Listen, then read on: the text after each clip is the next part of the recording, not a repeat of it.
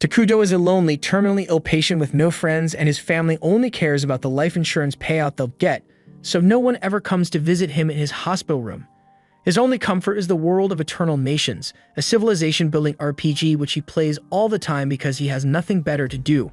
One day, Takudo falls unconscious because of his illness, and the next time he opens his eyes, Takudo finds himself sitting on a stone throne in the middle of a forest, and while he is wondering what's going on, he sees a woman emerge from the forest, calling him her king. This is Atu, Takudo's favorite character in the world of Eternal Nations, but even though he's excited to see her in real life, he doesn't know how he should react. Fortunately, Atu is self-aware of the fact that she was part of a game, and she knows exactly who Takudo is, the legendary player who claimed the top of the user rankings year after year.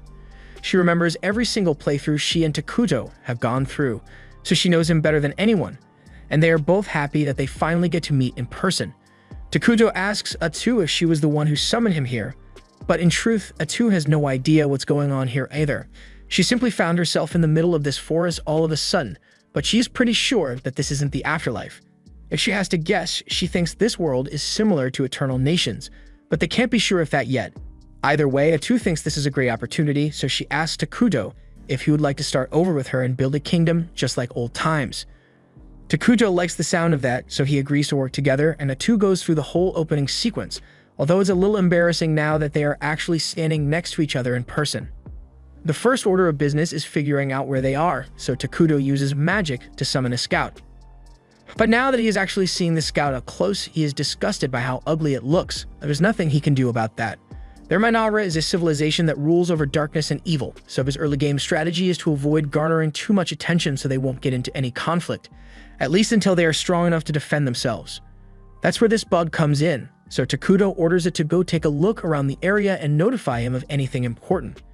At first, the bug just stands there and stares at him, but then Atu sternly reminds it that Takudo is its commander, so the bug takes off running to complete its task. Takudo was a little concerned that he might not be able to control his troops in this world, but it looks like everything still works the same as it used to. He can also see what the bug sees to some extent, so he should be able to figure out where they are soon enough. Anyway, moving on, it's time for them to think about their next steps.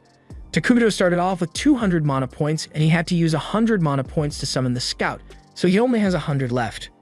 He plans to build a settlement to act as their base of operations, which will cost him an additional 20 mana, but after that, he won't have much mana to work with. He was honestly hoping to create a warrior to fight for them in case they get attacked, but that really isn't an option anymore. Atu assures Takudo that he doesn't have to worry because she will fight for him, but to be honest, that isn't very reassuring coming from her. As part of the hero unit, Atu will grow stronger as more time passes, but right now, she pretty much has the strength of a regular person, so there's not much she can do to help.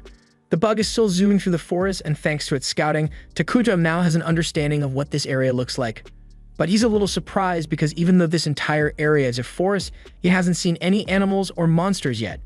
Atu assumes all the animals must be hiding since forest terrain provides a lot of hiding spots, but Takudo's main concern is that if he doesn't find some animals soon, they'll probably have to spend some mana to get some food. Atu apologizes to Takudo since she feels bad about not being of much use, but he tells her not to worry about it because simply having her by his side is a huge morale booster. Hearing that makes Atu really happy, so she tells Takudo she's very grateful for his kind words, but Takudo is having a hard time getting used to how expressive she is now that she's a real person. Just then, the scout finds something interesting, so it gets Takudo's attention and shows him a dark elf settlement in the middle of the forest. It's not far from Takudo's current location, and it looks like there are a lot of elves gathered together. Atu is relieved that it's just dark elves since they have a tendency to lean towards neutral evil, so they won't be opposed to the Minara Kingdom. But Takudo still thinks this is terrible because he can't have another civilization so close to his. His plan was to avoid war by staying hidden for as long as possible, but that won't be possible with the Dark Elves so close. Atu suggests that the two of them should ditch this place and head to a new location, and Takudo agrees since they haven't actually built anything yet, but before that, he wants to observe the Dark Elves a little more and survey the area to see if there's anything useful nearby. Suddenly, Atu senses someone's presence nearby, so she and Takudo turn around and spot a group of Dark Elves emerging from the forest. The Dark Elves seem just as surprised to see them because they had no idea there were other people in this forest.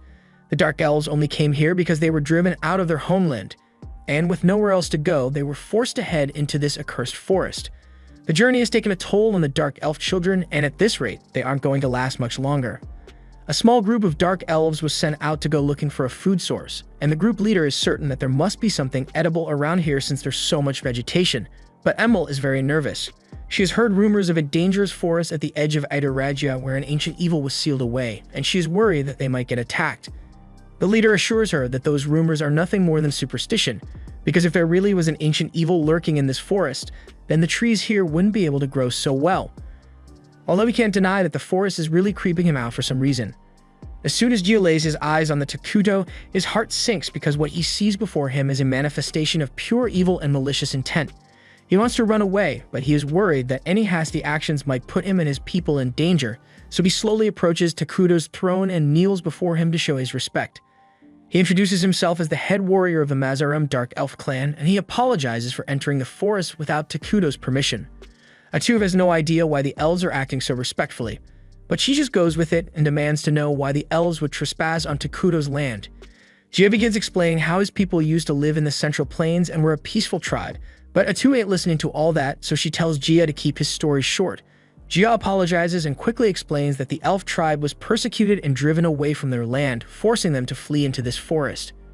He doesn't understand why his people had to suffer such harsh treatment when they never did anything wrong. They always aim for peace, but they were attacked and killed due to the prejudice against their race. Takuto takes one look at Jia and notices that he looks really thin, so Jia explains that he and his people were barely able to escape as their village was destroyed, so they didn't have time to pack supplies. And since they've been on the run non-stop, they haven't had time to look for food. In fact, that's why Jia and his team ventured out on their own since it has been 5 days since any of them have eaten anything, but they haven't had much luck in finding edible plants or animals. Takuto feels bad for them, so he decides to help them out a little and uses some of his mana to create some apples for them. Jia is surprised when he sees apples rolling on the ground because he has never seen anything like it. He's hesitant to try it since he doesn't want to be rude in front of a being like Takuto, but Emil and the others are so hungry that they don't care. They all bite into their apples, and it's the best thing they tasted in a long time. Takuto even creates some pears so the group will have enough to eat, but Jia is still in shock from Takuto's kindness, and he doesn't know how to react. Atu yells at him saying it's rude not to accept the gift that Takuto so graciously provided for them, but Jia isn't hesitating because he is skeptical of the food. He presses his head against the floor and says he really appreciates Takuto's generosity, but there are children of the clan back at camp, and they have grown very weak due to the lack of food.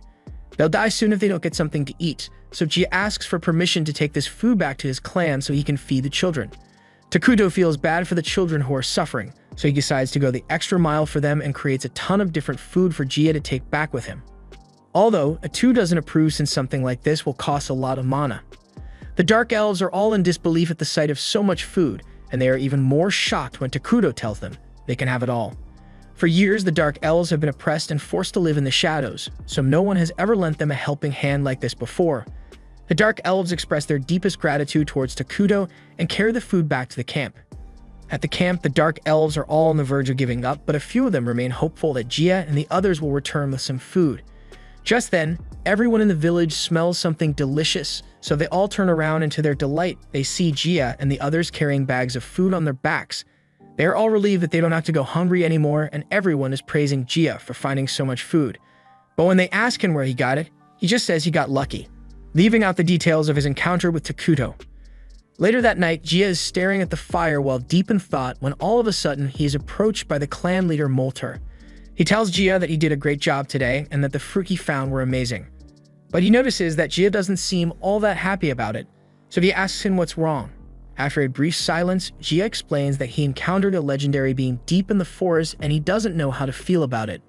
Molter asks what legend Jia is talking about, so he explains that Emil mentioned something about a powerful being that was sealed away in the accursed forest. Molter has heard of the legend before, and he is shocked to learn that Jia actually met the King of Ruin. He explains that according to the legend, when the world becomes too prosperous, the King of Ruin will descend on the land and destroy everything, forcing all civilizations to start over from scratch. In all honesty, Molter can't guarantee that the legend is true, but he is inclined to believe it. He asks Jia if the being he met called himself the King of Ruin, but Jia doesn't remember him saying anything like that. Although how terrifying he looked, a name like the King of Ruin is definitely fitting. Molter asks Jia if he talked to the King of Ruin, but Jia says it wasn't much of a conversation. The King of Ruin didn't say much, but he had a woman serving him who spoke on his behalf. From how Jia has described the encounter, Molter is certain that this being is bad news, so he asks Jia if he had to do something like sell his soul in exchange for the food. Jia explains that the King of Ruin didn't ask for anything in return, but Molter thinks that sounds absurd because what kind of evil being gives things out for free? Jia has no idea why the King of Ruin did it either, but if he had to guess, he would say it was mercy. He assumes that his grace must have sympathized with their predicament and offered aid to save them. Molter is shocked that Jia would call the King of Ruin his grace because that is a title used only to show the utmost respect. But Jia sees nothing wrong with addressing the King of Ruin as his grace because he is someone who deserves respect. Molter can't believe that Jia is actually defending the King of Ruin and asks if he has been hypnotized or something. But Jia points out that the only reason they are even able to waste energy arguing like this is because of the food that they were given by this so-called evil god. And it's not like Jia could have rejected the offer when they were so desperate for food, so what exactly did Molter want him to say? Molter realizes he has no right to judge Jia's decision to trust the King of Ruin, because given the situation, it was the best option. However, as the elder of this tribe, it is his duty to make sure everyone remains safe, so he says from now on, he will handle the negotiations with the King of Ruin. He has been alive for over 200 years, so he's sure he should be able to come to an understanding with the King of Ruin. Meanwhile, back at Takuto's camp, he is currently being scolded by Atu for carelessly wasting his mana on charity. She asks him why he would do something like that, but Takuto just says he felt bad for the elves and he didn't want to let their children starve. Atu understands that, but she reminds Takuto that they have barely started setting up their kingdom, so they can't be wasting their resources like this. She has a point there, so Takuto apologizes for not consulting Atu before using his mana, and he promises to make it up to her. But that aside, there's something that has been bothering him for a while now. He wasn't able to talk to the Dark Elves properly when they showed up because he was so nervous. Atu is surprised to hear that since she had assumed Takuto was playing the role of a disdainful higher being on purpose, but in reality, he's just socially awkward. Just then, the scout bug returns and it informs Takuto that the elves are approaching this area again. Takuto and Atu are surprised that the elves are returning, but he did give them more food than they could carry last time they were here, so he assumes they are coming back for the rest. Having different cultures nearby is bound to cause a conflict at some point, so Takuto really wishes the elves would just take the food and leave already. He could just tell them to get out of the forest, but that would require maintaining a conversation with someone other than Atu, and that's outside Takuto's skill set. Atu can see that Takuto is troubled by this, so she comes up with an idea and suggests that she handle all of the negotiations in Takuto's place. That way, Takuto will come off as a mysterious and dignified king instead of a socially awkward teenager. He likes the sound of that idea, but he asks if it's really okay for him to make her do all the talking. However, Atu said she's always happy to be of assistance, so she has no problem being Takuto's voice. A little while later, Molter and Jia arrive and kneel before Takuto. First, Molter introduces himself as the chief of the Dark Elf tribe, and he wants to offer his deepest gratitude to Takuto for providing his tribe with the food they desperately needed. He asks to know the name of their benefactor so he can properly thank him, and after a brief pause to confirm with Takuto, Atu announces that they are in the presence of the King of Ruin, Takuto Ira. Jia is stunned upon realizing that Takuto is indeed the fabled King of Ruin, but they can't be rude to him. So Molter once again thanks Takuto for his kindness towards them. Takuto is relieved that the negotiations have gone well so far, and since there's no conflict with the elves, Atu tells them to just take the food and get out of here.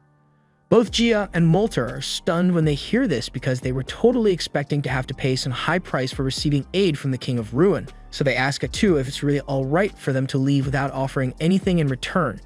But Atu reminds them they have nothing of value to offer in the first place. Molter really doesn't want to live the debt unpaid, since with someone as great as the King of Ruin it might end up costing their souls, but he can't say that out loud. Takuto can tell that things have gotten tense all of a sudden, so he calls Atu over for a sidebar. Atu is really upset with how stubborn Molter is being, and she is sure that the elves will end up causing trouble for them if they are left alone. So she suggests that they should just kill all of them and move on, but Takuto was actually hoping to build a mutually beneficial relationship with them. He figured out that Molter is uneasy about simply receiving aid for free, especially when it's coming from someone called the King of Ruin, so he suggests they should ask for some reasonable compensation to calm his nerves. Atu thinks it's a good idea, so she relays Takuto's decision to the elves, and Molter looks relieved, but Atu is still trying to figure out what to demand as compensation. She turns to Takuto for help, so he tells her to ask about the outside world, so Atu tells Molter that as compensation, he must provide Takuto with information about the world outside this forest, and he says he would be more than happy to oblige. However, Atu tells him that once he is done providing said information, he and his people are to leave this forest immediately. But that would mean the elves would be forced to wander without a home again. He asks Takuto to allow them to stay in the forest, but Atu immediately denies his request, and she tells him that if he values his life, then he had better not tell anyone of Takuto's presence. Jia is about to protest because the Dark Elf tribe won't survive if they are forced to leave the forest, but Molter stops him because they can't risk upsetting Takuto. They both get up and begin walking away, but as they are leaving, Takuto wonders to himself if this is really alright, because he doesn't want to force the elves to suffer, and just then, he comes up with a great idea. He calls out to the two of them and asks them if they want to become his citizens, but they are so stunned by the proposal that they don't know how to respond. Even Atu can't believe what Takuto just said, so she calls for another sidebar and asks why he would say something like that. Takuto explains that he was thinking of recruiting the Dark Elves with a refugee system, and now that he mentions it, Atu realizes it's not a bad option. Dark Elves aren't inherently good or evil, so they won't have any major conflicts with Takuto's evil-aligned kingdom. Plus, in the game, the main citizens of Minara were homunculi, and here they are ugly as hell, so he asks Atu if she really want to live in a kingdom that only had those things around. Atu is now on board, so she turns to Moltar and Jia and tells them that if they agree to become citizens of Minara, then they will be protected. Moltar asks what exactly that means for them, and to put it bluntly, Atu tells them that from the moment the Dark Elves join Minara, they will be considered evil. Whether they choose to join Minara or not is entirely their decision to make, but she assures them that if they do join, it will at least be interesting. A while later, Takuto and Atu are walking over to the Dark Elf camp since they finally made their decision, but Atu is a little upset that it took them so long to agree. Takuto, on the other hand, expected them to take a while to decide, especially after Atu told them they become evil if they join Minara. Eventually, they arrive at the Dark Elf camp, and upon his arrival, Molter announces to everyone that their new king has arrived, so they all now down and clear a path for Takuto as he walks toward the throne they made for him. Some of the elves are terrified when they see Takuto for the first time, while others seem excited, but those who got a little too close end up passing out from the sheer magnitude of the dark energy coming off him. Jia warns everyone not to look directly at Takuto because he might think they are being rude, but Takuto doesn't really mind. Once Takuto is seated on the throne and all the Dark Elves have been gathered, he officially declares that everyone present here will be a citizen of Minara from today onwards. That's pretty much it, so all the Dark Elves are now Takuto's citizens, but Jia was honestly expecting more since Atu did say they would become evil. Just then, an immense amount of hatred begins flowing into Jia's body as he recalls all the injustices he and his people have suffered, and it's the same for all the other members of the Dark Elf tribe. And after being reminded of how they've been persecuted, they are all relieved and excited to have someone like Takuto looking after them. A few days go by in the new kingdom of Minara, but things are not going well for Takuto at all. He was just taking a look at the map that Molter gave him, and he becomes incredibly frustrated because this is the worst RNG he has ever gotten for a starting location. Atu asks him what's wrong, so he points to the map and explains that to the north of this forest, there's the holy kingdom of Quolia, which worships the god Arlos, and the elven kingdom of El Na, which worships nature, and both of them lean heavily into the good alignment, so if either one ever found out of the evil nation of Minara, then Takuto and Atu would be toast. There's no way they could ever defeat powerful nations like that in a head-on confrontation, and to make matters worse, this accursed forest doesn't have a single harvestable resource, so the difficulty here is just unfair. On the bright side, they do have the Dark Elves now, so they should be able to make up for the current weaknesses of the kingdom, and speaking of the elves, Atu hears them approaching and she seems pleased because they are probably here to deliver some valuable information. A little while later, Molter and Jia arrive, and this time it brought Emil with them. Jia explains that Emil is very smart, and she is well versed in lore and foreign affairs, so he is sure that she will be of great help with Takuto's plans. Takuto is pleased with the extra help, but he can tell that they are all still really nervous around him, so he has Atu tell them there's no need to be so formal around him. Moving on, Atu informs them that Takuto has made a few decisions regarding the administration of Minara, so starting today he will be appointing Moltar and Jia to key positions. Molter will handle the management of the nation's matters, and from what Atu has heard, Molter should be able to use magic, so she is expecting a lot from him. As for Jia, he will be appointed as the warrior captain for the entirety of the Minara army, and he will have full authority over the troops. Jia says he is honored, and he promises to slaughter any and all who stand in Takuto's way without a second thought. Takuto is weirded out by how serious Jia looked while he said that, so he has Atu tell everyone that he prefers peace, so they should avoid starting conflicts unless absolutely necessary. Gia can't believe the King of Ruin is actually a pacifist, but anyway, Atu tells everyone to get some rest for now because they will soon begin constructing houses in the forest. Molter thanks Atu for her consideration, and he tries to make himself look better by telling her that the knowledge he possesses will make him far more useful than a brute like Gia. But Gia starts arguing that an old man like Molter won't be able to help much with construction anyway. Atu isn't really interested in their argument, but it seems like they are eager to start working, so she asks Takuto if it's alright for her to order them to begin the construction immediately. Takuto sees no problem with that, so he says they can start collecting materials, but he also wants to do it in a way so they can gather the materials without destroying the forest. Atu thinks it's a great idea, so he asks Molter if it's possible, and he says they should be able to pull it off if they make most of the houses out of the hollows of giant trees. Takuto is pleased to hear that, so he tells them to get to work as soon as they can, but he reminds them to reforest as they go. The three of them are about to get to work, but they are a little confused because they don't understand what Takuto meant by reforest. Takuto is surprised that they don't know what reforesting is since, from what he has heard, the people of this world should have already unlocked the fortified architecture tech tree. Atu asks them if they at least know about military magic or the 6 great elements, but Molter has only ever heard of 4 great elements. As for military magic, Emil doubts that anyone from the other nations would know about it. So Takuto and Atu realize that the people of this world are surprisingly underdeveloped. As it stands, the magitech of the Dark Elves is far below Takuto's expectations, but if the rest of the world is similar in terms of development, then Takuto thinks they should be able to catch up to them soon. But that will be a lot later in the future, so for now, Atu explains what reforestation is. It is basically just replanting trees as you cut them down to maintain the forest, but normally trees would take decades to grow naturally, so in this case, reforestation refers to a special technique that uses magical elements to accelerate growth. She says it is a technique that was personally created by Takuto, but that's a big lie because Takuto didn't invent anything, but it would be awkward to tell the truth now. Emil is really excited by the idea that Takuto possesses incredible knowledge, so she asks if he was the one who created the apples and grapes that he gave them. She even planted some of the grape seeds and they've already begun to sprout, so she can't wait to see how well they grow. Takuto and Atu both go silent as soon as Emil mentions that she planted a grape seed because the thought hadn't even crossed their minds. Fruit like grapes and apples don't exist in this world, yet Takuto was able to create them using his emergency production skill, and if his hypothesis is right, then the skill shouldn't be limited to just food. Takuto tested out by summoning a coin, and just as he expected, it worked flawlessly. With this new discovery, as long as he has the mana for it, he can create anything from gunpowder to base metals and even petroleum. So taking over the world may not be as hard as he thought it would be. The Holy Empire has caught wind of a dark presence in the forest, so the Holy Saint, along with the bishop and a few knights, are sent out to investigate.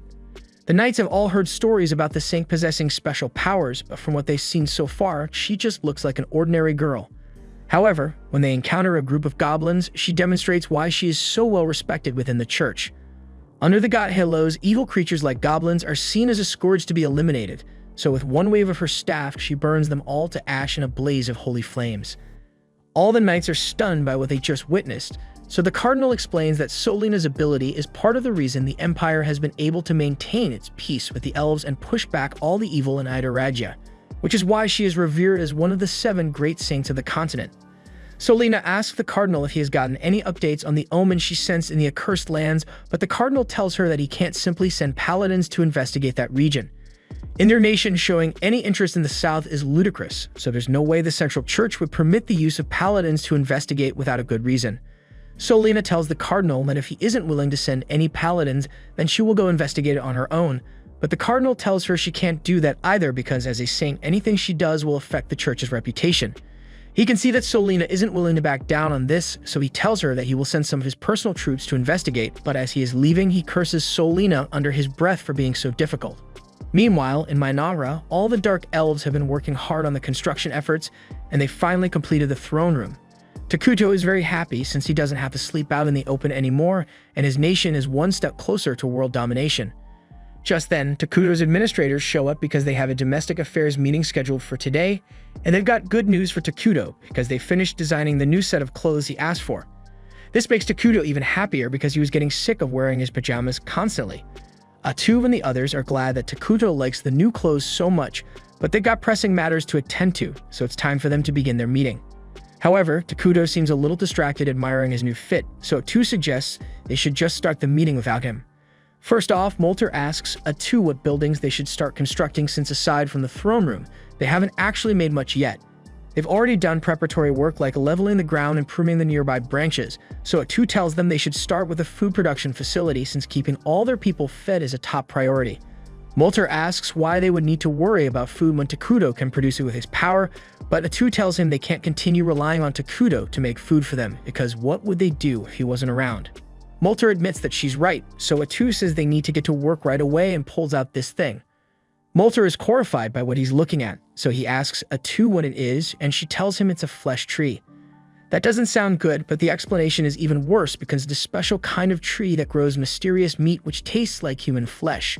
Atu says it's the first step in their food production plan, but Molter, Gia, and Emil all agree that most people won't want to eat something that tastes like human flesh, so Atu promises that they'll get other food sources eventually. For now, they'll need somewhere to store the tree's flesh, so Emil says she can work on building a storage house for it, and as if the flesh tree wasn't already disturbing enough. It also talks for some reason. The next thing on their agenda is research, because they need to acquire the latest technology if they want to advance quickly. Molter asks her what kind of technology they should prioritize, and Atu tells him magic technology is the way to go. Specifically, military magic. Normal magic allows a person to attack a dozen or so opponents at once, something that Molter is already capable of, but military magic, on the other hand, allows you to attack thousands at once and even change the terrain to give yourself an advantage. Molter is amazed to learn that such magic exists, and he is excited to learn as much about it as he can, so he says he will handle the research personally. Now all that's left is the military planning, and Gia immediately offers to start mobilizing an army, but Takuto stops him and says he doesn't actually want to put much effort into their army yet. Armies don't produce anything, they just consume resources, and right now, Minara doesn't have enough resources to sustain an army. Besides, even if they did create an army, they are nowhere near strong enough to actually defeat anyone, so it would be pointless. Gia protests because as things stand, they won't be able to protect Takuto if he were to be attacked. And to make matters worse, Molter and Gia actually have bounties on their heads for being the leaders of the Dark Elf tribe, so they might get hunted down at some point.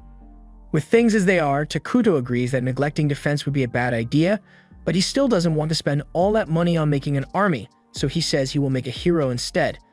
Atu tells him that's a great idea because while a hero has a high production cost, it is a lot easier to provide for a single person as opposed to a whole army. Molter and Gia are confused, so they ask Atu what she means by a hero, so she explains that there are several heroes in Minara who serve under the king. They are all powerful with special abilities, but they are also a bit crazy, so dealing with them can be annoying at times. There are several conditions that need to be met in order to summon a hero, but it should be possible to summon one soon with how much they've progressed.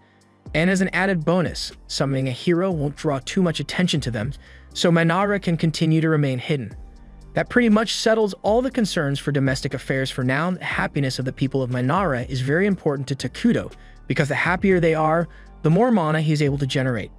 Meanwhile, over in the Empire, the junior paladin Lonius is busy praying in the cathedral when the high paladin, Veldis, comes over to talk to him. Lonius asks Veldis to quiet down since this is a place of prayer, but Veldis just wanted to have a friendly chat with him since they were both assigned to the investigation. It's about time for them to get going, so Lonius gets up and Veldis notices that he's wearing his wedding ring as a good luck charm, so he must have a family waiting for him at home. Veldis asks Lonius what his family is like, so Lonius tells him he has a wife named Marcia and a daughter named Mina, but his personal life isn't important to their mission, so he doesn't plan to talk about it much. Lonius has heard rumors about Veldis being crude and ill-mannered, and the rumors were pretty accurate, but overall, Veldis doesn't seem like a bad guy and his skills are no joke, so he is a respectable paladin. Veldis begins complaining about getting assigned to a pointless mission like this, but Lonius reminds him that this mission is to investigate one of Saint Solina's revelations, so they need to take it seriously. Still, Veldis thinks it's weird that they were given such a lackluster team even though it's for a saint's revelation. Veldis and Lonius are literally the only paladins on the team, and the rest of the people are all mercenaries who are hired to fill in the gaps. The odds are looking great for them, especially since it's a mission to the southern forest, but Veldis just wants to get it over with so he can get home as soon as possible. Meanwhile, back in Minara, construction has been going very well so far. This place is finally starting to look like a proper civilization, and the Dark Elves don't seem bothered by the flesh trees anymore. Takuto is really excited because seeing all this in person is a whole new experience compared to what he used to see when he played the game. Emil shows Takuto around and points to the residential area with mostly treetop houses. Since she's been focused on food production, she hasn't had much time to work on the homes. However, the flesh trees are growing in nicely, so the food storehouse should be complete soon. Meanwhile, Molter has been working on his magical research over at the Magic Institute he created, and most of the citizens who are talented in magic have joined in on his research. In addition, they also discovered a spring nearby, so they now have a secured water source, and finally, this building is the public office where the administrative meetings in Minara will be held. She would have liked to make the building a little fancier, but this is the best she could do with her current resources. Takuto is pleased with the initiative Emil is showing since she's handling things really well, and he is also glad to see that the Dark Elves who were on the brink of death when he first met them are now looking lively. Emil is a little nervous since she can't tell what Takuto is thinking, so she asks him if he is pleased with her work so far, and Takuto tells her she has done a great job. He says he is glad to have her as one of his citizens, and hearing such high praise from Takuto is the best thing Emil could have asked for, and she's so happy that she breaks down in tears. Once she regains her composure, Emil shows Takuto the flesh tree farm, and things have been progressing smoothly thanks to all the farming equipment Takuto provided them with. Although, Emil is still freaked out by the weird talking flesh trees, so she wants to move on to the water source she found. She leads Takuto and Atu out into the forest, but for some reason, things look a lot different from what they were before, and when they finally arrive at the spring, Emil is horrified to see that the water has turned completely black. Molter and Gia soon show up as well since they had heard that Emil wanted to build an aqueduct near the spring, but now that it looks like this, they don't think they can use it anymore. However, just when they had lost hope, Atu tells them that the water is still perfectly safe, and to prove it, she bends down and takes a sip from the water. The others are shocked that Atu would take such a risk, but she tells them to try taking a deep breath, and when they do, for some reason, the air feels better than normal. This is one of the benefits of the evil nation of Minara, because all land near the nation becomes cursed terrain, and it grants minor buffs to evil creatures, while applying penalties to neutral and good creatures. That means while the water, air, and land might look dark and deadly, all the evil citizens of Minara will not suffer any negative effects from it. There's just one minor problem with it though. A cursed forest is pretty noticeable, so it kind of ruins their whole strategy of staying hidden. It won't be that bad if the cursed region remains small, but as Minara expands, it will become easier for their enemies to discover them, so Gia and Molter think it's time to start working on that army Gia mentioned before. However, Atu tells him there's no need to worry since a single hero is more than enough to handle any early game threats. Molter and Gia still aren't exactly sure what a hero is supposed to be able to do. Atu could give a long-winded stat explanation, but she thinks it will be quicker to just give them a demonstration. Tentacles begin to emerge from Atu's back, and she uses them to slice down all the trees around her in an instant. Molter and the others are in utter disbelief at what they've just seen, but Atu explains that she is also a hero, and since she has been here for a while, her strength is finally coming back to her. Although it's still nowhere near what it was in her prime. The important takeaway here is that heroes are incredibly strong, and they grow stronger with the passage of time, so as long as they don't face any significant threats for a while, Takuto is confident that they should be alright. But that aside, he's a little upset at Atu because she didn't need to destroy those trees just to prove her strength. Molter and Gia are still in awe of the power that Takuto possesses, and they are eager to build a palace befitting his majesty, but Takuto thinks that would be a waste of resources, so he tells them he doesn't need one.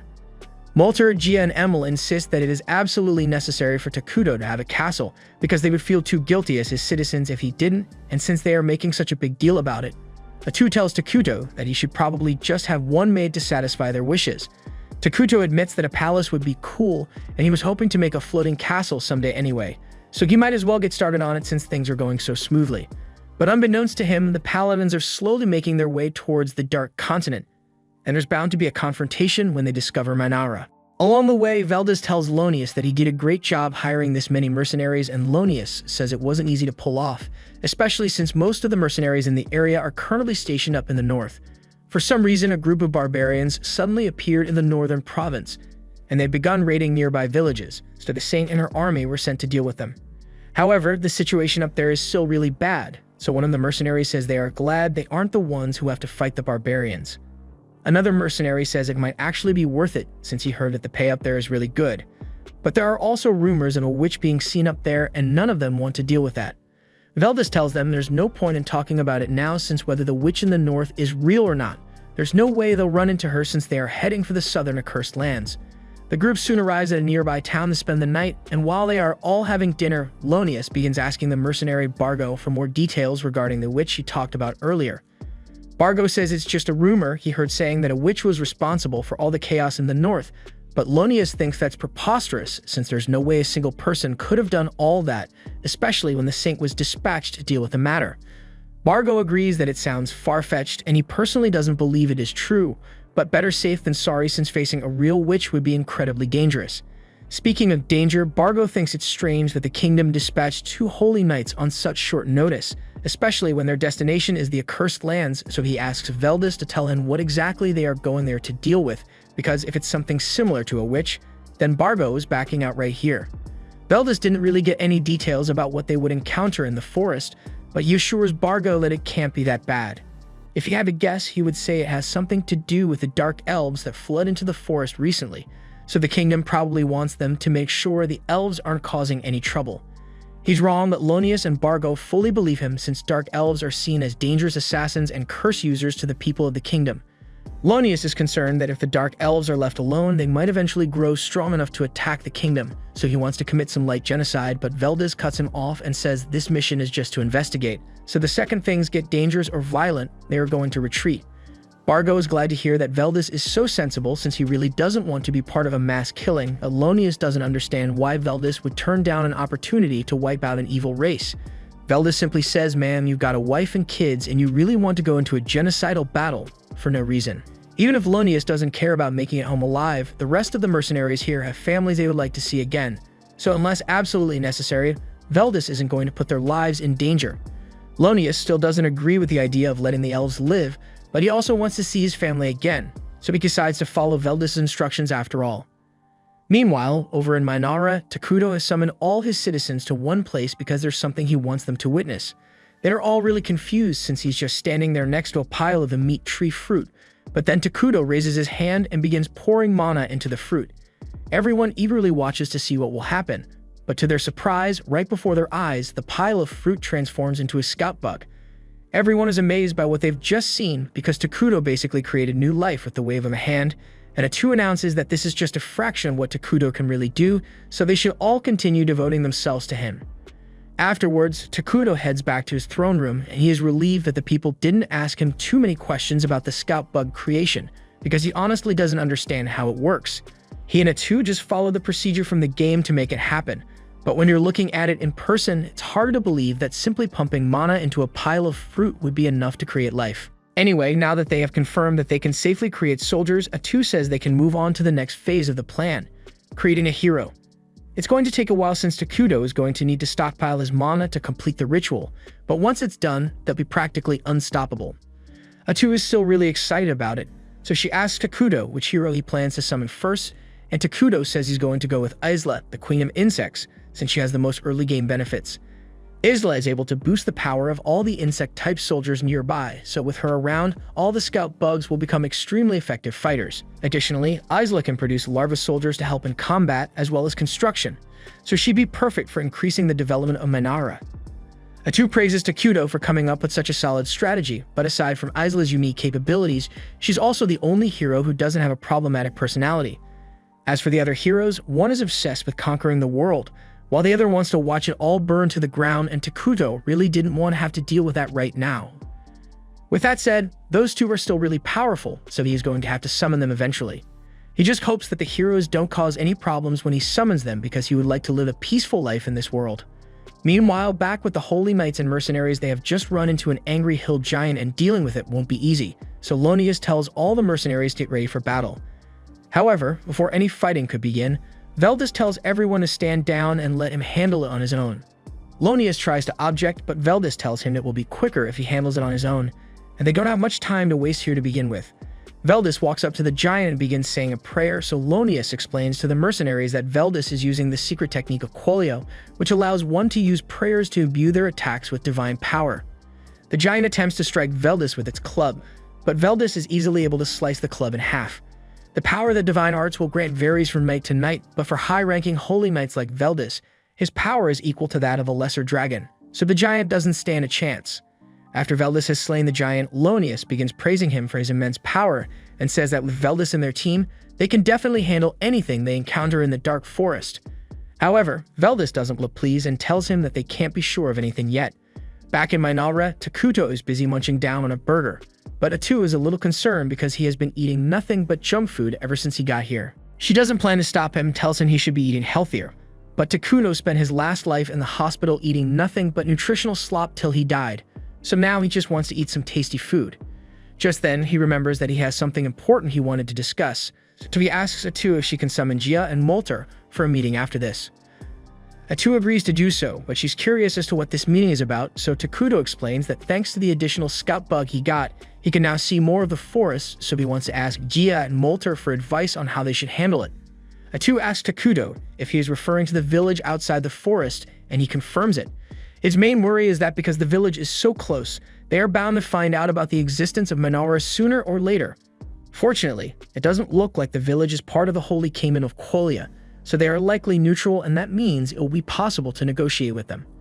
However, if anyone else were to show up, it would be really bad since coming all the way out here would mean they came on a mission. Takuto tells Atu that there's no need for her to worry so much since there's no evidence that anyone has found out about their existence yet. Atu jokingly warns him that saying stuff like that never ends well for the main character, and Takuto is laughing along with her. But he suddenly stops laughing when he realizes that people actually did show up. And even worse, it looks like a group of armed soldiers, so they definitely aren't here for peaceful discussions. Takuto wants to avoid standing out too much, so he asks Atu to go deal with the soldiers. He also asks her to try being peaceful first, but if that doesn't work, then she's free to use as much violence as necessary.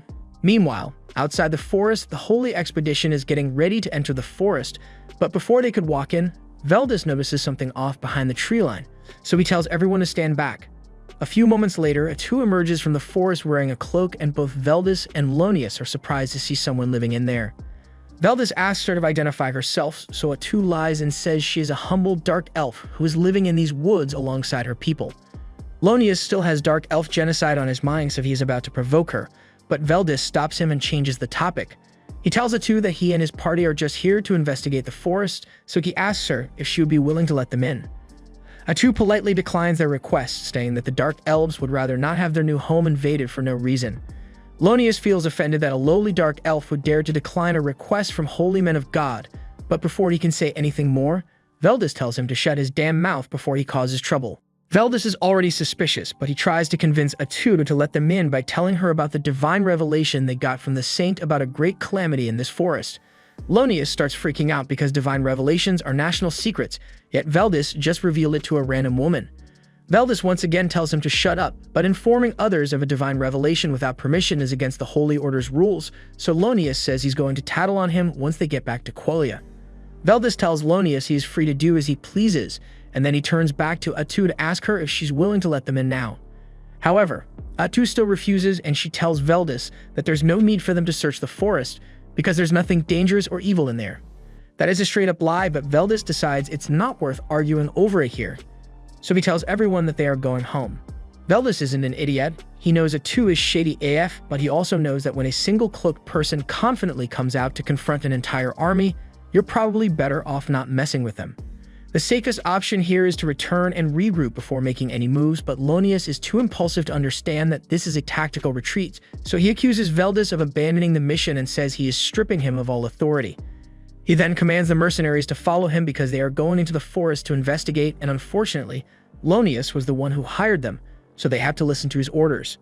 Personally, I'm quitting on the spot after seeing Veldis so freaked out, but Lonius orders the men to seize Atu immediately for disobeying his orders earlier, so the men start closing in on her, and despite Veldis' warnings, they are no longer willing to listen. Atu is disappointed that her attempt to get them to leave peacefully failed even though she tried so hard, but well, it is what it is. In the next moment, Lonius wakes up on the ground and finds himself covered in blood because Atu has stopped holding back. And while he is somehow still alive, the rest of the mercenaries were not so lucky. Veldis yells for someone to go report this to the kingdom, but Barbo tells him all their messengers were already taken out by Atu, and the mercenaries that managed to survive aren't fast enough to make the trip in time, especially not with Atu in attack mode. He tells everyone to get their weapons ready because now they have no choice but to fight. He orders them all to unload everything that got on her, so the mercenaries fire all their arrows, but Atu effortlessly blocks them all, so she remains unharmed. The last thing Veldis wanted was to have to face someone like Atu, and Atu is just as disappointed as he is. She makes it very clear that this is all Lonius's fault because she would have been perfectly happy to let them leave if they had just agreed to leave the forest alone, but Lonius had to act all righteous, so now she has to kill them. Lonius realizes he messed up badly, so he's finally willing to listen and asks Veldis if he knows what a toot is. Veldis had his suspicions when they first encountered her, which is why he wanted to leave God of Fight, but now that he has seen her true form, he is certain that a toot must be a witch. A witch is a Calamity-class monster that is officially recognized as a national threat. A toot is way too strong for the mercenaries to stand a chance against her, so Veldis tells them to stand back so he and Lonius can handle her. They both charge at Atu and recite their prayers to boost their attacks, and at first, Atu didn't think they took them seriously, so she just blocks their strikes and calls them weak, but to her surprise, they actually managed to cut through 2 of her tentacles, so this may not be as easy as she thought it would be. She figures out that their holy magic attacks grant them bonus damage against her, and Veldis assumes that once they've cut all of Atu's tentacles, she will be completely helpless. Atu doesn't want that to happen, so she takes 2 of the mercenaries hostage and decides to use them as meat shields to force Veldis and Lonius to stop attacking.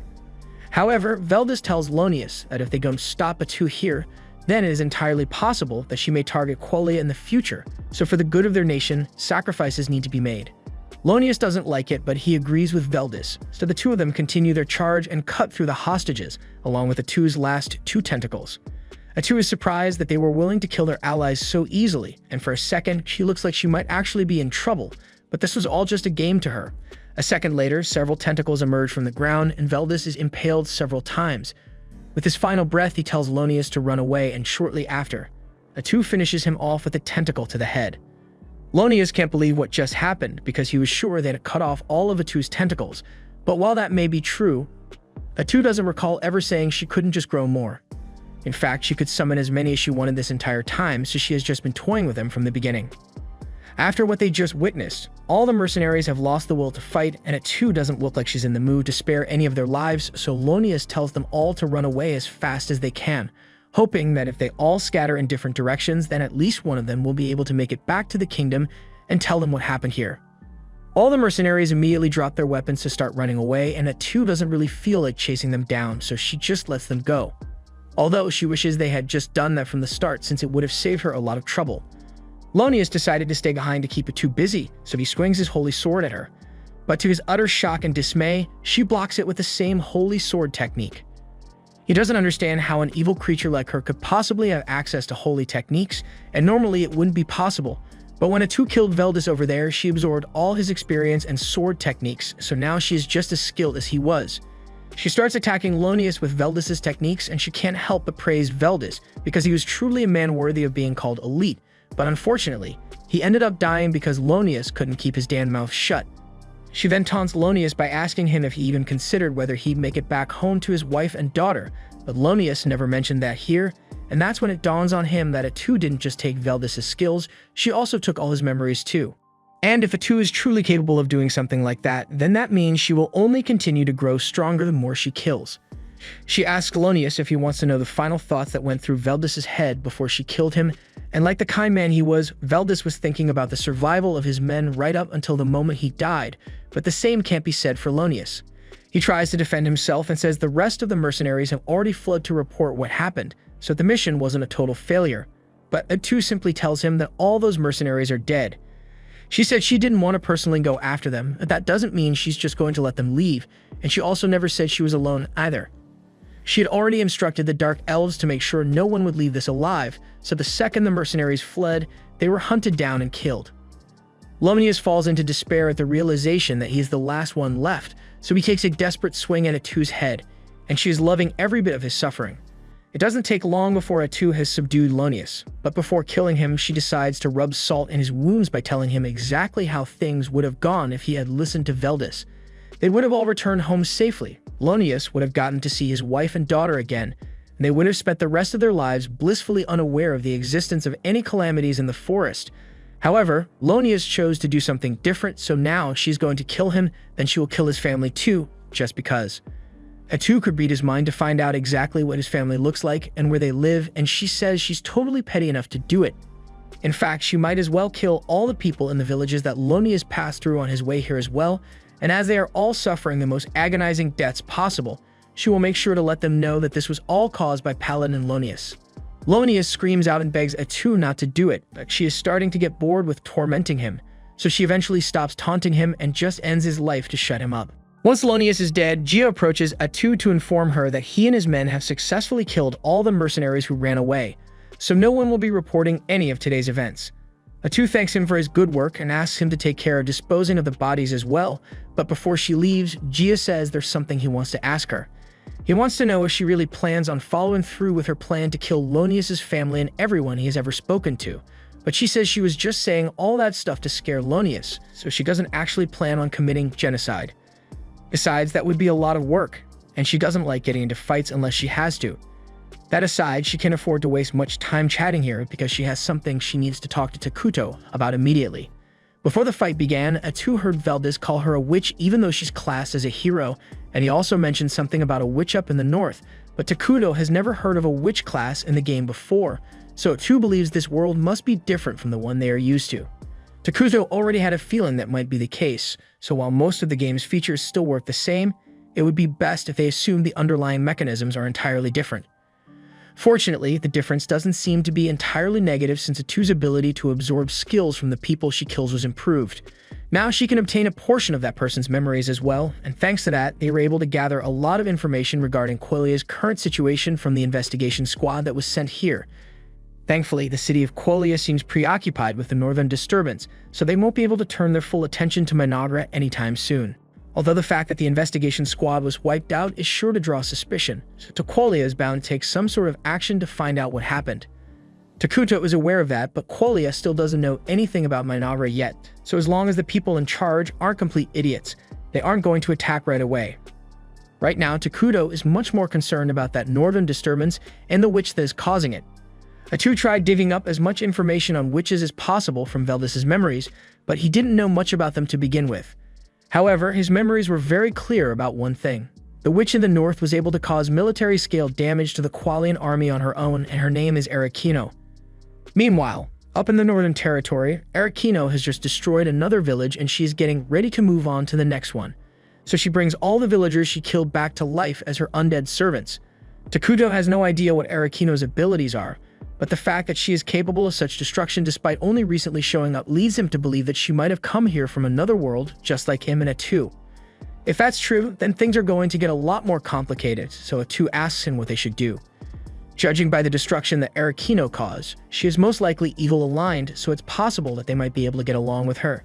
She asks Takuto if they should try making contact, but he doesn't think that's a good idea since they have no idea what her personality is like. Atu is disappointed that all this trouble had to start when things were finally going well here, but Takuto reminds her that Arikino is all the way up in the north, so she's not going to be their problem to deal with anytime soon. However, all these new threats have made it clear that Minagra needs a stronger line of defense, so Takuto plans to create another hero as soon as possible. He was initially going to choose Isla, but with all the recent developments, he might need to go with something more combat-oriented. Additionally, he's going to have to reevaluate his strategy of staying hidden. Because of uncertainties like the witch at play, he's going to need to form an alliance with a nation. Obviously, Qualia isn't an option after what Atu did to their paladins, but the nation to the east of the forest should be a good match since they are neutral and they haven't had any contact with Minagra yet. So once the palace here is complete, Takuto plans to go investigate that country, and while he's there, he will find out whether it'd be possible for them to work together. Meanwhile, over in the city to the east, they are currently under attack from the barbarians, so their staff bearer uses a bolt of lightning to wipe them out. All the citizens begin praising her for protecting the city so easily, but she tells them it's too early to celebrate because it looks like they have a lot of work left to do. Back in Minagra, Atu and Takuto are done talking, so she's about to leave, but before she does, she has something she needs to apologize for. She knows Takuto doesn't like unnecessary violence, but she got a little carried away while she was dealing with a paladin. But Takuto just stares at her blankly and asks why he would care about that. Atu is instantly reminded that while Takuto may be kind, he is also the embodiment of evil, so there's not much that would bother him. Before long, Takuto's palace is finally completed, and this marks the start of the advancement of his kingdom. He is excited because he has always wanted to have a giant palace, and Atu assures him that one day it will be large enough to pierce the heavens. However, all this talk about the palace leads Atu to realize that even though Takuto is their king, he still doesn't have a single attendant serving him. He hadn't really given it much thought, but it would be weird for a king not to have personal servants, so Atu asks him if he has any preference so she can find one for him. Takuto sheepishly says he's fine with anyone as long as they are easy to talk to, because he is a terrible communicator. In fact, he hasn't actually held a conversation with any of the dark elves since he got here, but Atu thinks that's mostly because he looks like a mass of negative energy to them. Regardless, she tells him he doesn't have to worry because she has the perfect plan. Takuto doesn't like how enthusiastic Atu is being, but he decides to let it play out to see what she does. Atu immediately summons Gia, Molter, and Emil, and she commands them to gather all the young girls in the village because Takuto desires them. Both Takuto and Gia can't believe what they just heard, but Gia wants to give him the benefit of the doubt, so he asks Atu why she is issuing such a command. Atu asked for young girls because she figured it would be easier for Takuto to practice having conversations with them, but instead of just saying that, she boldly declares that Takuto likes young girls. This is going way too far, so Takuto stops Atu from saying anything worse and tells her to explain things without making him sound like a lullamancer. After hearing the full story, Molter and the others are relieved to learn that Takuto just wanted a servant who would be easy to talk to. And the reason he specifically asked for young girls is because the kingdom is short on hands, and he didn't want to take valuable laborers to make them his servants, so children who aren't able to do any work yet were the best options. Molter and the others are impressed by how much thought Takuto put into this, so they agree to bring him the children, and Takuto is looking forward to having people to talk to. However, there is one thing he failed to take into account when he came up with this plan, and that's the fact that he still looks like a walking calamity to normal people, so the children burst into tears the second they see him. Takuto feels really bad after that whole mess, so Atu asks Molter if there are any kids who won't scream at the sight of the king, but given the circumstances, Molter can't think of anyone who would be suitable. Gia suddenly speaks up and asks if Takuto has met the twins yet, but says he didn't present them because he didn't think they'd be appropriate servants for Takuto. To put it bluntly, they have a bit of a troubled past, so he was worried that they might offend the king in some way, but at this point there aren't many options left, so Atu tells him to call them here anyway. A few moments later, the twins arrive in the palace, and they introduce themselves as Karia and Maria. But while Karia is speaking with proper respect, Maria is casually talking to Takuto like he's one of the homies. Atu could tell at a glance that these kids have gone through a lot, so she asks Karia how she got those sores on her body. Karia tells her it was caused by a disease, and Molter goes on to explain that Karia suffered from a plague a while ago, and even though she has been cured, the scars caused by the illness still remain. Atu then asks what happened to Maria, so Karia explains that Maria had to go through something very cruel, and she's never been the same since then. Atu asks what Karia meant by something cruel, and without skipping a beat, Maria says she ate her mother. That's way worse than what Atu had imagined, so she asks Molter for an explanation, and he's not proud of what happened back then, but it was the only way. The people of the Dark Elf tribe have not once forgotten the noble sacrifice that Maria and Karia's mother made for them.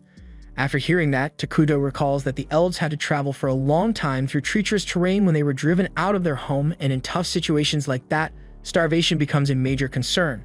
So sacrifices had to be made. It looks like being forced to eat her own mother shattered Maria's perception of the world, and while it's a good thing that she doesn't seem to fear Takuto at all, Atu isn't sure she'd be a good attendant for him. However, while Atu was lost in thought, Maria started walking over to Takuto, and when she gets close to him, she says he looks white to her. Takuto is surprised to hear that since most people describe him as the embodiment of darkness, but it's different with Maria.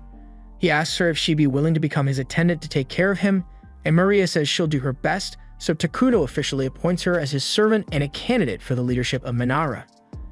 Atu is amazed because that was the longest conversation Takuto has ever held with someone aside from her, but even though Maria seems to be on board, Karia hasn't said much, so Takuto asks her what she thinks of his proposal. Karia says that as Maria's little sister, she has a duty to stay by her side at all times, and if Maria wants to become Takuto's attendant, then Karia will do it as well. Takuto is glad to hear that, so he tells them that starting from today, they will be in charge of taking care of him, but Gia and Molter seem a little uneasy about his decision. After everyone else leaves, Molter approaches Takuto and says there's something he needs to tell him about the twins. Ever since their mother died, they haven't been able to feel even a shred of emotion, so it's like their hearts have been closed off entirely. Takuto having them as his servants is bound to come with several challenges, but Molter asks that he treat them with tolerance and patience until they come around. Later on, Maria and Karia begin their official duties as Takuto's servants, but problems arise almost immediately, because when Maria tries bringing him a glass of water, she accidentally trips over her own feet and dumps it all over Takuto. Karia offers to wipe him down and apologizes for Maria's mistake, because this isn't the first time this has happened, but Takuto says he's not upset about it. A few moments later, Atu comes in and she's disappointed to see that Maria has messed up yet again, but Takuto tells her to take it easy on the girls. Atu can't stand how often they messed up, but if Takuto doesn't want to punish them, then she can't do anything about it. She tells Takuto that he has a meeting to attend, and as his attendants, Maria and Karia will be required to attend as well, so they had better be on their best behavior. The meeting begins shortly after, and the first one to make a report is Emil. She is in charge of the construction department, so she tells Takuto that with the palace complete, they have a lot of workers free at the moment, and they also have a ton of resources left over in storage, so she thinks they can start working on another project soon. Takuto and Atu agree with Emil's assessment, so they tell her to start construction on a clinic as soon as possible since they need a way to take care of the health and safety of the citizens of Minara. Emil says she will get to work on it immediately, and now that construction concerns have been addressed, Atu asks to speak with the person in charge of resource collection. However, Emil is also in charge of that, so they might need to consider hiring more staff soon. Anyway, she reports that the collection of food and materials is going smoothly, and thanks to Takuto's help, they have been able to acquire daily necessities that they wouldn't be able to produce on their own. But that consumes a lot of Takuto's mana, so they are going to need to find other methods to acquire those things soon. Using emergency production so often isn't ideal, but right now it's a necessary expense, so Takuto says it's fine for them to keep relying on him. But they are going to need to prioritize buildings and research to increase Takuto's mana production. Atu thanks Emil for her hard work, and now that resources have been discussed, it's time to discuss the magic research, so Molter stands up to give his report. He informs Takuto and Atu that he has successfully created military magic. Although at the moment, he is the only one capable of using it, but he is sure that with enough training, his subordinates will be able to do the same eventually. They may even be able to cast powerful magic using the ruined mana that is produced by the palace, but since Takuto has stated that he doesn't want to start any wars, they probably won't get many chances to use it. For now, Atu asks Molter to focus on researching the 6 major elements in the magic skill tree, because those will be the most useful to the development of the nation. Finally, she calls on Gia to ask him for an update on the status of their army, and he informs her that the army currently has 5 scout bugs at its disposal. For the most part, they have been busy surveying the uncharted territory of the accursed land, but the land outside the forest is mostly plains, so they can't explore that region without risking being spotted. And since stealth is one of Minara's top priorities right now, the scouts are limited in how much they can explore. Atu says it's fine since they've already gotten a detailed report on the entire forest region, so she tells Gia to assign the scouts to routine patrols around the perimeter of the forest. Gia asks if she's sure she wants to assign all the bugs to patrols, and Atu can tell that he's worried about their military strength, but she says she is more than enough to handle any threats that come their way. Besides, she and Takuto have already decided to create a new hero, and Takuto tells them that he's going to summon Ezla after all. He asks if they managed to collect all the resources necessary for it, and Molter tells him that the lumber and rations are ready and waiting, but there's still the issue of the large mana requirement. After a lot of arguing and compromise, today's meeting finally comes to a close, and Takuto is pleased with how well everyone has been fulfilling their roles. After that, he returns to his throne room, but as he is walking, Maria bumps into him and throws the meeting documents all over the floor. Karia apologizes on her behalf again and goes over to help pick the papers up, but then they accidentally rip one of the documents in half. They both look up at Takuto, expecting him to be angry at them, but he simply tells them they don't have to worry about it and goes to sit on his throne. Maria suddenly goes up to Takuto and asks him if he's a bad person, and since his alignment is evil, he technically is a bad person, so she asks why he hasn't killed him yet. They've been messing up constantly and doing things that would get a servant executed, yet Takuto keeps showing them mercy and they don't understand why. Takuto asks them what they think the difference is between a good person and a bad person. And as far as Maria is concerned, a good person is someone who only does good things and a bad person is someone who only does bad things. However, Takuto tells her she's only half right. A good person is indeed someone who always has to do the right thing, so they can't lie, steal, or kill people without reason. But a bad person doesn't necessarily always have to do bad things. They are selfish by nature, so they just do whatever they want without regard for the feelings of others. And in the case of Takuto, he wants to be kind to them, so there's nothing wrong with being lenient when they make mistakes. Besides, he already knows they have been messing up on purpose the entire time in an attempt to make him angry. Maria and Karia admit that they were hoping he'd get mad and kill them if they kept causing problems for him because they don't think they deserve to be alive after what they did. Takuto understands why it'd be hard for them to forgive themselves after what happened, and he can't personally relate to their struggle, but he is sure their mother made that sacrifice because she wanted them to live on. Takuto wants them to know they are free, and the best thing they can do right now is live their lives to the fullest so their mother's sacrifice won't be in vain. It's not going to be easy to move forward, but he will be by their side every step of the way. The two break down in tears from Takuto's kindness and hug him tightly, and a few hours later, Atu comes in and finds both of them asleep on Takuto's throne. She's a bit jealous of how close they are to Takuto, but there are more important matters to discuss, so she tells Takuto that the report on the city nearby is complete. The city is called Dragonten, and it is a part of the multiracial neutral nation known as Forndon. Since the city has many different races living there, Takuto thinks it should be easy to negotiate with them, but he is also a bit concerned by the fact that Dragonten was built in such a remote location. Atu informs Takuto that the reason the city was built all the way out here is because there's a dragon vein mine there, and dragon veins are particularly valuable because they naturally produce mana, so Atu suggests they should secure it as soon as possible. The report also states that Dragonten is currently under attack from barbarians like ogres and goblins, and they seem to be struggling to defend themselves. Takuto asks her if Dragonten has received any aid from its homeland, but as far as she can tell, no reinforcements have been dispatched so far, so the situation isn't getting better. Given the state of Dragonten, Takuto assumes there must be at least a few refugees, and if they welcome those refugees into Manara, then they will be able to simultaneously increase their population while also building a relationship with Dragonten. And before long, they might be able to claim the Dragon Vein mine for themselves. Takuto tells Atu to prepare an envoy immediately, but as they are on their way to the city, Atu's envoy runs into a group of beastkin out in the middle of nowhere and tensions run high. The leader of the beastkin, Tonukapali, is terrified by Atu and the others since they are covered in darkness so dense that it's visible to the naked eye. She is trying her best to keep things peaceful since her men are so petrified that they might end up attacking Atu out of fear, and that might get them all killed. Atu is still under orders to keep the existence of Manara hidden, so she is getting ready to eliminate all the witnesses here. However, Pepe over here is too dumb to acknowledge the threat that Atu poses. He just casually asks for her name and starts a conversation. Something so bold and stupid that it catches Atu by surprise and makes her decide to hold off on killing them for now.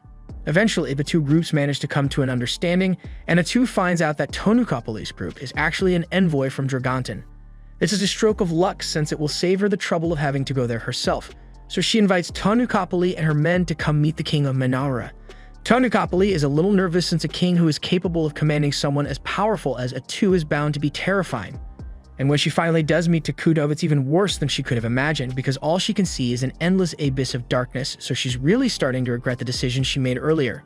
Before they ran into Atu, the group was attacked by a giant in the barren lands, but Pipe, as one of the staff bearers, was able to use grass magic to find the giant and bring it to the ground. Unfortunately, his single-digit IQ makes it hard for him to think things through, so instead of finishing the giant off, he just stands on top of it and begins demanding praise for his magic. As expected, the giant eventually breaks itself free and throws Pepe to the ground, but just as it was about to squish him, Tonukapali came to the rescue and used both grass and earth magic to pin the giant against a rock. Tonukapali then proceeded to smack Pepe across the head and tell him he needs to stop acting like such an idiot, because as the only young staff bearer, lives will hang in the balance of his actions one day. Pepe tells her he will do his best, but he clearly doesn't understand the significance of his position. If Dragonten continues getting attacked by giants, then it will only be a matter of time before it is completely destroyed, but they have no idea what could be causing it to begin with. The only clue they had was the rumor of a calamity appearing in the accursed lands, so Tonukapali said she intended to go investigate, and to teach Pepe a thing or two about responsibility. She forced him to come along, but now she's regretting that decision because one wrong move from him could get them all killed. A moment later, Pepe randomly speaks up and asks Takuto if he wants to be friends, and Tonukapali is freaking out because addressing a king directly in such a brazen manner could be grounds for execution. She apologizes and tries to make an excuse for Pepe's outburst. But to her surprise, Takuto genuinely seems to be happy about Pepe's offer to become friends, and he says he'd love to get along with him. After that, a feast is prepared to welcome Pepe and Tonukapali's group, and once everyone is seated, Maria and Karia serve them a glass of apple juice. Tonukapali takes a sip of the juice, and she's amazed because she has never tasted anything so delicious before, and the quality of the glassware here is far greater than the work of the greatest craftsmen on the continent. Pepe also loves the juice, so he asks Maria for a refill, and before his extra juice even arrives, he jumps out of his chair and starts complimenting Gia on his huge muscles. He then goes to show off his magic to Moltar, and everyone just lets him do what he wants since Takuto seems to like him. Takuto is impressed by how social Pepe is no matter the situation, and he's glad that they were able to become friends, but he has never actually had a friend before, so he's not exactly sure what friends are supposed to do. While Pepe is busy getting yelled at by Tanukapoli, Takuto gets his attention and asks him if he'd like to play a game.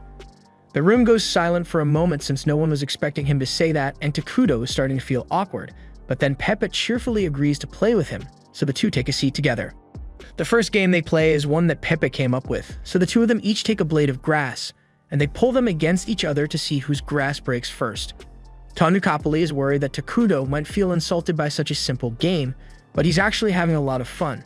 The two continue playing for a while longer, and Pepe ends up trying a bunch of the games that Takuto made. He says he had a lot of fun and even suggests that Takuto could sell these in Dragonten, but Tanukapoli cuts him off because it's not Pepe's place to make decisions like that. Takuto is actually glad that Pepe brought up the topic of trade since he intends to establish a trade relationship with Dragonten, but before that, he is going to have to set aside his friendship with Pepe and act strictly as a ruler. Once they are all done with their meal, Atu gets Tanukapoli's attention and asks her why exactly she came to the accursed lands in the first place. The question puts her on edge, but she answers that her country has come under constant attack from the barbarians. Atu is a little surprised that the barbarians are the ones attacking Dragonten since they usually avoid large cities, and Tanukapoli says that's precisely why she came here to investigate what the cause of the barbarians' behavior could be. Takuto asks her if that means they lack the military power to effectively fight the barbarians, and Tanukapoli's blood pressure spikes a little because if Takuto finds out how bad the situation in Dragonten is, Mainara may just try to conquer them instead of negotiating. She lies and says Dragonten still has enough strength to drive off the barbarians, but the unusual nature of their movements needed to be investigated regardless. Her argument managed to convince everyone there that Dragonten is still capable of handling itself, but then Pepe opens his big mouth and says he's confused because earlier, Tanukapoli told him that they were here because if they don't find out why the barbarians are attacking, then Dragonten would be doomed. Atu is starting to feel bad for Tanukapoli since she has to deal with Pepe all the time, but she and Takuto assure her that they harbor no ill intent for Dragonten, so she doesn't have to worry. Right now, they are much more focused on their domestic affairs, so they don't plan on starting any wars or conquering other nations anytime soon. But as for the matter of the barbarians, they can't simply ignore that. If Dragonten were to fall to the barbarians, then as the next closest kingdom, it is safe to assume that Mainara would be next, so this is their problem as well. Tanukapoli is stunned and asks if that means they are willing to offer their aid because in all honesty, with how much they overextended themselves to build a town near the Dragon Veen, Dragonten is bound to fall if nothing is done. Atu asks Takuto what he thinks they should do, and he says he wants to help his friend out, so he is willing to offer as much aid as necessary. Tanukapoli is thrilled to hear that, but she asks what he wants in return since thanks to Pepe's big mouth, they already know that Dragonten is in dire straits. Atu casually responds saying they want the Dragon Vein, and Tanukapoli was really hoping they wouldn't bring that up, but as things stand, she is in no position to refuse. Atu tells her she doesn't have to worry too much since she and Takuto are perfectly fine with sharing control of the Dragon Vein with Dragonten. After all, they don't really need much mana right now, but they want to reserve the exclusive right to choose the elemental conversion from the Dragon Vein. Tanukapoli is shocked to hear that Mainara already has the technology required to transform pure mana into elemental energy since it would have taken Dragonten another 10 years to perfect it. It is now clear to her that Mainara is a civilization that is far more advanced than their own, so forming an alliance with them would be incredibly beneficial. But in line with tradition, she tells Pepe that this is his call to make. He may be an idiot, but he is the youngest staff bearer and by extension, the future ruler of the nation. He also has a keen eye when it comes to evaluating people, so she asks him if he wants to go through with the alliance, and Pepe says he wants to be friends with everyone in Mainara, so the two kingdoms officially form an alliance. A little while later, Atu calls a meeting to discuss the terms of their deal with Dragonten. Mainara agrees to send consumable goods to their city, and in exchange, Dragonten will provide them with metal goods and daily necessities. Molter is pleased with the deal since till now, they have been relying on Takuto to provide those things, but by far their biggest gain from the agreement was access to the Dragon Vein. And they have Pepe to thank for how well things played out, because if he hadn't revealed the true state of Dragonten, then Tanukapoli would have maintained her false confidence, and they probably wouldn't have made any significant headway as far as international relations go. And subsequently, Dragonten would have been destroyed long before Mainara could offer any aid, so Takuto is starting to wonder whether Pepe really is an idiot, or maybe he planned the whole thing out to achieve the best outcome. Moving on, Atu suggests they should discuss how to handle relations with Dragonton from now on, but Maria and Karia seem a little lost, so they ask if anyone actually knows what kind of nation Dragonton is. They were also focused on negotiations that they forgot that they'd never actually been to the nation in the first place, and a major part of maintaining international relations is understanding the culture and values of your allies. When Takuto used to play the game, he only ever had to click a button to establish friendly relations, so the thought never crossed his mind that he'd actually have to work to maintain the alliance now. Given how little they know about it, Atu suggests that their first step should be to investigate the capital, Crescent Moon, but is quite far from Minara, so investigating it would take a long time. Takuto says they can put that on hold for now since their main priority should be helping Dragon fight off the giants. However, Molter points out that paying a visit to another nation isn't something they can just do out of nowhere, because there are rules they need to follow. Maria and Karia raise their hands if it would be okay if they just went to play, and as childish as it may sound, it's actually a really good idea. If they treat it as a greeting before sending an official delegation, then they'll be able to head there right away. Molter offers to go, but Takuto thinks he's a little too high-ranking to be sent as a messenger. To the other nation, Molter would basically be Minara's highest magic chancellor, so he's a no-go. The same could be said for Gia and Emil since their positions are just as important. They would need someone who Takuto trusts, but who also isn't too highly ranked, and just then, Maria and Karia raise their hands to volunteer. Takuto immediately rejects the idea since he is worried it might be dangerous, and Atu offers to go instead, but Molter reminds her that she's Takuto's most trusted confidant, so she's arguably the most important person here aside from Takuto himself. Just then, Maria and Karia approach Takuto, and they remind him that he gave them the freedom to make their own choices, so right now they want to do everything they can to help him, even if danger is involved. Takuto is reluctant to agree to send them on the mission, but he can't bring himself to say no to a face like that, so he eventually agrees to let them go, and Atu is jealous that Takuto gave in to the cuteness of someone other than her. Emil still has some concerns about sending those two alone, but Takuto says it's fine since he already has some good bodyguards in mind. After that, he heads back to his throne room, and Atu is still pouting over Takuto, giving in to Maria and Carrie's request, so he's not sure what to do.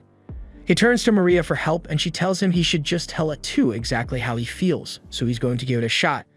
He goes up to Atu and apologizes for making her feel uneasy, but she doesn't have to worry about him replacing her. He is extremely thankful for everything Atu does for him, and the fact that she's always by his side. So he tells her there's no one he would rather be with, and that's all Atu needed to hear. In fact, she's already imagining a happily married life with Takuto, and he's not sure what she's thinking about, but he's glad she's not angry at him anymore. A little while later, Takuto takes Maria, Karia, and Atu to the clinic, but they aren't sure why he brought them here since none of them are sick. Takuto explains that the clinic was cheap to build, so he went ahead and did it on a whim, but since Maria and Karia are going to be going out on a mission, he figured he might as well send the new plague doctors he made along with them as bodyguards. Takuto introduces the doctors to everyone and informs Maria and Karia that these medics are not only capable of healing injuries and diseases, but also fighting to protect them on their journey. Atu steps up and informs the medics that they are officially being assigned to protect these two on their journey to Dragonton. Additionally, they are to observe and learn as much about the local culture as possible while they are there. The medics are excited for their mission, so they say they'll do their best to blend in with the humans and learn as much as they can. Takuto loves how enthusiastic they are, so he will grant them an early reward. He says from now on, they will have the names Ichiro, Jiro, and Saburo, and the medics are ecstatic over their new identities, so they are very grateful. But their enthusiasm is a little over the top, so Takuto and Atu are wondering if it's really a good idea to send them as the guards, and Karia doesn't seem to like them very much. However, Maria is having a lot of fun going along with their shenanigans. Meanwhile, over in Dragonton, the mayor and elf-named Antic is having a meltdown because she's been buried in paperwork all week. She only took this job because she thought it would give her a life of freedom from the stuck-up nation of elves, and maybe she'd be able to find a nice guy to settle down with, but all she got instead is a bad back from sitting at her desk all day and a drinking problem. Worst of all, she was recently told she'll have to work with the forces of darkness in order to protect the city, but she has never even heard of this Minara place before. Just then, Antic's assistant knocks on the door, and it startles her, so she yells for the assistant to go away, but then she realizes that she's being unnecessarily mean, so she fixes her attitude and asks her assistant what she's here for. Antic's assistant tells her that there are people who want to meet with her, so Antic asks if these people have an appointment, and technically they don't, so she tells her assistant to get rid of them. She says her time is way too valuable to be wasted on random visitors, but then the assistant informs her that these visitors are emissaries from the nation of Minara, And as soon as Antic hears that, she realizes this is a top priority, so she immediately prepares some tea and goes to meet with Maria and Curia. Once she arrives at the meeting room, she introduces herself as the mayor of Dragonton and welcomes them. But she wasn't expecting the three dark figures behind Maria and Curia, so it catches her off guard a little. She wonders what Tenochtitlan was thinking when she made an agreement with people like this, but it's her job to deal with them now, so she sits down and thanks them for coming all this way. Maria and Curia introduce themselves as the emissaries of Minara, and Antic praises them for being so polite, but internally the first thing that comes to mind is the fact that Maria and Curia are dark elves. She is also very suspicious of the three standing behind them because she assumes they must be dark elf assassins, but she can't let her suspicion show, so she keeps the discussion friendly. She apologizes for not having a proper welcome party for the two since she didn't know they were coming, but Maria and Curia say they don't mind. Now that Antic thinks about it, she recalls that Tenochtitlan mentioned something about twin dark elves who were being trained by the king to become future leaders of Minara. And once she realizes that those twins are sitting right in front of her, she panics a little because if she does anything to upset them, it might destroy the relationship between Dragonton and Minara. She nervously asks what business the two are here for, but there isn't really an official reason, so Curia isn't sure what she should say. Just then, Jero speaks up, and he tells Antic that they are here in response to staff bearer Pepe's invitation to come and play. He says she should think of this as two students visiting to learn about the local culture, so they'd like to avoid any official discussions. Antic is relieved to hear that because it means they aren't here to begin negotiations on the terms of the alliance.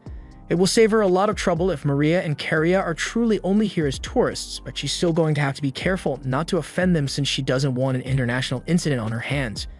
She tells the twins that they should feel free to stay as long as they'd like, and if they want, she's willing to give them a personal tour of the city. Maria and Curia ask if it's really alright, and Antic responds saying she knows every nook and cranny of the city, so she'd be the perfect guide for them.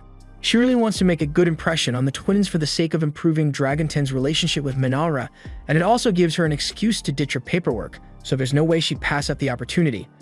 The group heads out into town, and Antic spends all day showing Maria and Curia around the city, and they all seem to be having good fun out there.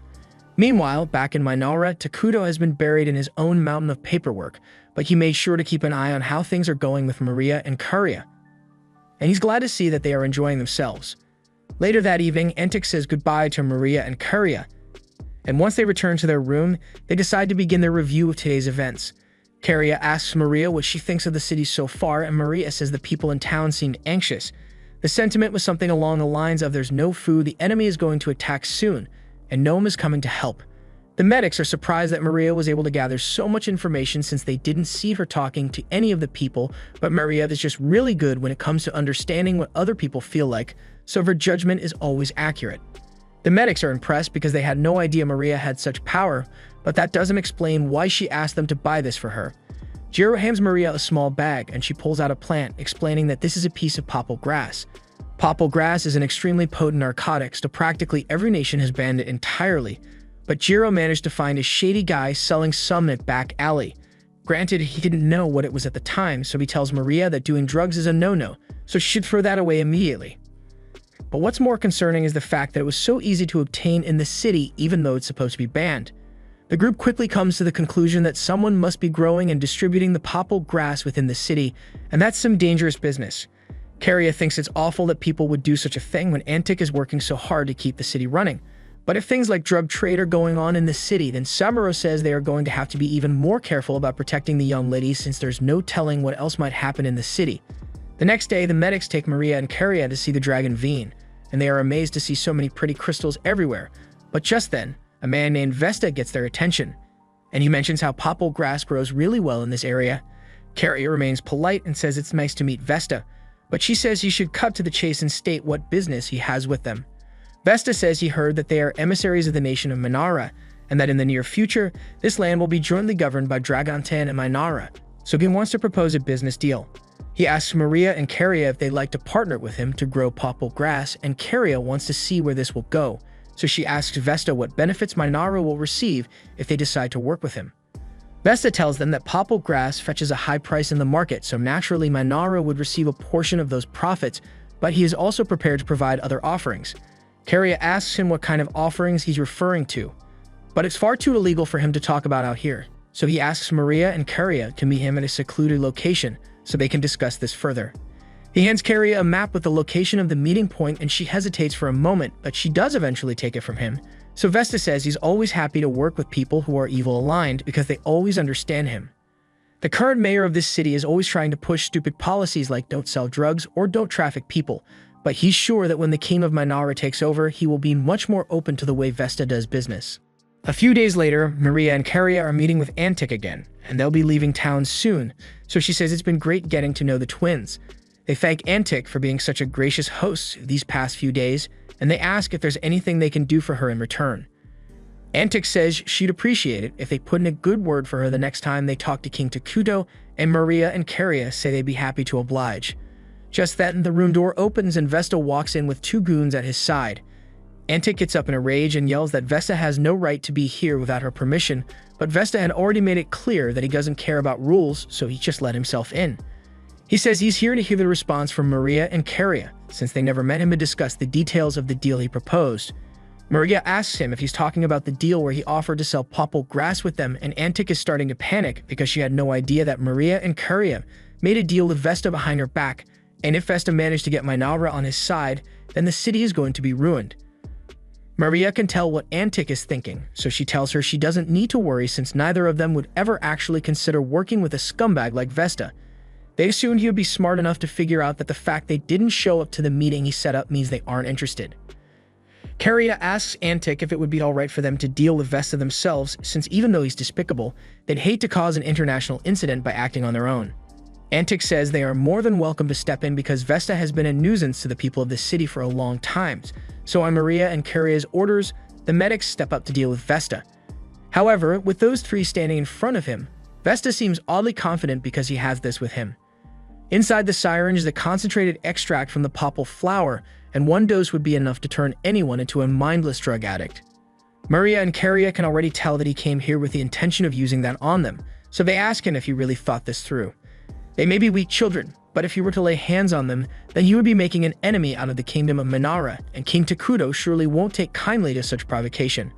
However, Vesta, in his infinite wisdom, believes that he can just blackmail Takuto by turning Maria and Carria into his personal slaves, completely failing to account for the three men protecting them. He hands the syringe over to his goons and tells them to go get the girls, but a second later, one of the goons' sword goes flying into the wall in front of Vesta, and he turns around to see the gruesome fate they suffered. Meanwhile, over in Minara, Takuto is having a relaxing cup of tea with a two, and he is really glad he made those medics because they really came in handy for the twins' mission. Speaking of which, Emil has been wondering why Takuto chose to send medics out instead of just sending a group of warriors with Maria and Carria. So A2 explains that those three absolutely love humans and demi-humans, maybe a little too much in fact, because while they are well-versed in healing human biology, they also do eat brains from time to time, so they are truly terrifying when they want to be. Meanwhile, back in Dragonton, the medics have just finished dismembering the goons with surgical precision and are currently holding their skins up and jumping around in joy because it will go great in their collection. Antic falls to her knees in fear upon seeing the true forms of the medics, so Maria goes over to comfort her a little, but as for Vesta, what's about to happen to him will be anything but comforting. He tries to beg for forgiveness, but Carria tells him he has already crossed the line. She wasn't going to do anything about him selling drugs, since that much is none of her concern, but when he threatened her and her sister, as well as insulting her glorious King Takuto, he had already sealed his fate. She orders the medics to kill him, and a few minutes later, all three of them are casually cosplaying in Vesta's skin, and Antic doesn't know how to process what she just witnessed. Carria comes up to her and apologizes for making such a mess in her office, and she asks if she wants them to cover the cleaning bill for it, but Antic nervously says that she doesn't need to worry about that. Carria thanks Antic for being so understanding, and seeing Carria's sincere smile despite the situation that just unfolded is somehow even more terrifying than the skin suit wearing medics. She really wishes she hadn't become the mayor of this city, but this is her life now, so she's going to have to get used to it. Once the group returns to Minara, they immediately get called into a meeting so A2 can scold them for what happened. But before that, she demands to know why Takuto didn't stop them from doing all that when he was watching them the entire time. He admits that he just didn't want the girls to think he was helicopter parenting them, so he let them handle the situation on their own, but look where that got them. A2 specifically warned Maria and Carria to keep their violent acts to a minimum, but they still went and eagerly ordered the medics to murder those people. And as for the medics, even if they had to kill Vesta and his goons, they went too far by skinning him alive in front of Antic. Atu tells everyone that none of them are moving from this spot until they've written a long essay promising to do better next time. A few hours later, everyone gathers in the meeting room to discuss the situation with Dragontin, and based on the report that the twins brought back, Dragontin is in dire straits right now. They lack the resources to properly maintain order, so criminal activity is on the rise, and on top of all that, they are facing constant attacks from the barbarians. The report says Dragontin is facing mainly goblins, orcs, and the occasional hill giant, and while the goblins and orcs aren't much of a threat, the giants have become a serious issue. They randomly appear in groups around the city, and with each passing day, the number of giant attacks is steadily increasing, so the city is having a hard time defending itself. Molter assumes the reason that the people of Dragontin haven't figured out the giants' attack patterns is because they lack the ability to detect incoming attacks. Normally, the heightened senses of beastmen would be more than enough to spot enemies before they attack, but the scouts must be exhausted after all the constant fighting. Either way, if nothing is done, the city of Dragontin is bound to fall in the near future, so Gia suggests that they should send a large force to bolster the city's defenses. Emil agrees that they should send aid, but she doesn't think dividing Minora's forces for it is a good idea. If they were to send their immediate labor reserves to Dragontin now, it would leave their farming and construction sectors understaffed. Atu interjects and reminds everyone that she'll be participating in the mission as well, so they won't need that many soldiers. The others are surprised to hear that, but considering Atu's ability to steal skills, it does make sense that she want to go. While she's gone, she's going to need someone to take over her administrative tasks, so Molter volunteers to handle the paperwork, and Gia says he'll take care of national defense, but as soon as Emil hears him say that, she is a little worried. Till now, Minora's national defense has relied heavily on Atu's presence, and no offense, but Gia alone ain't protecting shit if they come under attack. Gia can't deny that she's right, but fortunately, Takuto already thought of a solution for that, so he tells everyone that he will soon be creating the hero Isla, and she will be the cornerstone of their defense while Atu is gone. Molter says this is perfect timing since they have already gathered all the necessary materials like Takuto requested, and they all praise him for being able to plan ahead for a situation like this, but in reality, this was just dumb luck. Takuto had no idea they'd actually be using Isla this soon, but having them think of him as a master strategist is cool. Since they covered all the main concerns for this meeting, Atu asks Takuto if he has anything he'd like to add. The planning phase seems to have gone fairly well, and Takuto is surprised by how easy it was, because when he used to play the game in the hospital, he'd spend ages planning everything out all on his own, but now he has people he can rely on. He tells everyone that they are all doing a great job, and hearing the king praise their efforts motivates them to do even better in the future. Now that the meeting is over, Takuto heads outside to the mountain of resources that were prepared so he can finally create Isla. They had to ration a lot of their produce to prepare this much, but it's finally time for the investment to pay off. Maria and Karia ask what kind of person Isla is going to be, but honestly, Takuto has no idea because aside from Atu, Isla is going to be the first hero summoned to this world, so he's not sure how this is going to play out. Atu promises that on the off chance that Isla revolts and tries to kill Takuto, she will do everything in her power to protect him. Having Atu by his side reassures Takuto that everything is going to be okay, but he asks Atu to prioritize her own survival because she's too important to lose. Takuto begins the summoning process, and after all the resources are consumed, a cocoon is formed mid-air. Isla is going to emerge from it any minute, so Takuto tenses up in preparation. But it turns out that he was worried for nothing because the second Isla sees him, she bows her head and thanks Takuto for granting her the opportunity to speak to him. She introduces herself as the queen of all bugs and swears her undying loyalty to Takuto and the kingdom of Minora. Takuto is glad that Isla is still on his side, but just to make sure, he asks her if she remembers who he is. It takes a few moments, but she eventually recognizes him as the same Takuto who played the game for all those years. She says she's really glad to see him again, but before things get too personal, Atu steps in between them and asks Isla if she's truly serious about serving Takuto here. Isla also remembers Atu from back then, and she thinks it's cute that she's trying to be all serious, so she pats her on the head. Atu gets embarrassed and tells Isla to just answer the question already, so Isla says there's no one else she'd rather serve. Takuto was the only one who ever managed to bring out her full potential, so it's an honor to be working alongside him again. But speaking of work, she asks Takuto if he could fill her in on the current situation here since she's not sure what she's supposed to do. A little while later, Takuto, Atu, and Isla are all back at the palace and he has just finished explaining the situation. So Isla understands that she's meant to be acting as their defense hero for the time being. That means Atu is free to go on her mission without Minora being left vulnerable. However, even though she knows this is the best decision, Atu really doesn't want to go. Since they got here, she and Takuto have always been by each other's side. So this is the first time that they are going to be separated for an extended period of time, and they are going to miss each other a lot. The next morning, Atu and the squad of soldiers depart for Dragonton after she says goodbye to Takuto, and with Atu officially gone, it's time for Isla to get to work. She says she'll do her best to make sure Takuto enjoys this game, but after spending the first day with him, she realizes that Takuto can't actually do much on his own. It's noon already, but he's still fast asleep on his throne. Maria and Karia come out and tell Isla that Takuto always sleeps in until noon, and on days he sleeps past noon. Atu usually comes to wake him up. Isla doesn't think that's appropriate, so she tells Takuto that as king, he is setting a bad example by sleeping in so late. She wants him to get up earlier from now on, and Takuto promises to do his best, but Maria and Karia are surprised by how easy it was for Isla to convince him, since Atu usually just lets Takuto do whatever he wants. Seeing the twins reminds Isla that she wanted to ask Takuto for a favor, so she tells him she would like to borrow Maria and Karia for the day.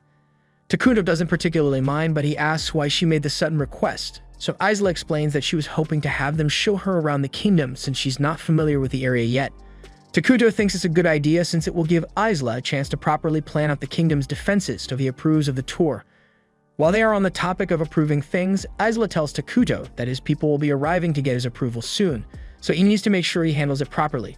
Just then, Emil enters the room, so Isla and the twins excuse themselves. Emil walks up to Takuto and asks him to look over the labor reports for the week, so Takuto takes the papers, but he is extremely nervous because this is the first time he has had to speak to Emil without Atu or the twins present. Emil notices that Takuto isn't saying anything, so she asks him if there's something wrong with her report, but Takuto tells her that's not it. He thinks her labor allocation is good, but starting from next week, he asks her to cut back on the resource gathering since they don't need to acquire extra resources with Isla already summoned.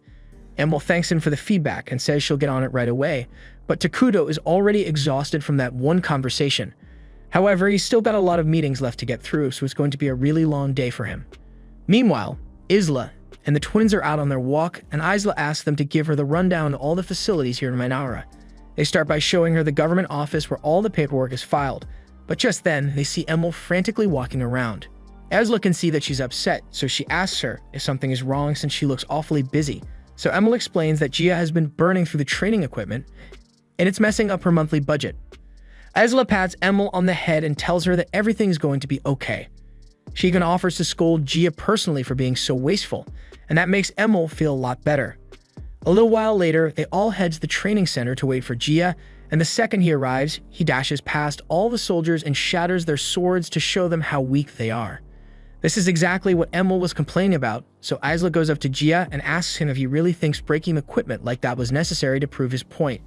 Gia starts stammering out an apology since he gets a little excited when it comes to training and he hadn't realized how much damage he was doing. Isla pats him on the head and says it's okay as long as he realizes his mistake, but he needs to make sure to think about his actions carefully next time. Just then, Isla hears a bell ring, so she asks the twins what that means, and they explain that it means it's time for dinner. They invite Isla to come join them, so everyone gathers in the main square to eat. Food is served like this because it's a lot less wasteful to have everyone eat dinner together, rather than have them make separate meals.